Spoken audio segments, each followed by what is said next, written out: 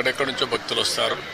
భక్తులు వచ్చినప్పుడు వాళ్ళకు కావాల్సింది వెంకటేశ్వర స్వామి నామం తప్ప ఇంకొకటి మాట్లాడే పరిస్థితి లేకుండా వాళ్ళు అన్ని విధాలు ఒక ప్రశాంతమైనటువంటి ఒక దివ్య క్షేత్రంగా ఇది ఎప్పటికప్పుడు ఉండాల్సిన అవసరం ఉంది. సజెషన్స్ ఇచ్చాం. అదే మరి ఇక్కడ ఫుడ్ కూడా ఏదో ఫ్యాన్సీ ఫుడ్లే కాకుండా ఇక్కడుండే భక్తుల మనోభావాలకు అనుకూలంగా ఇక్కడ మన సాంప్రదాయాలకు అనుకూలంగా ఉంటే చాలా బాగుంటుంది. అలాంటివి కూడా చేయమని చెప్పి ఆదేశాలు ఇచ్చాను.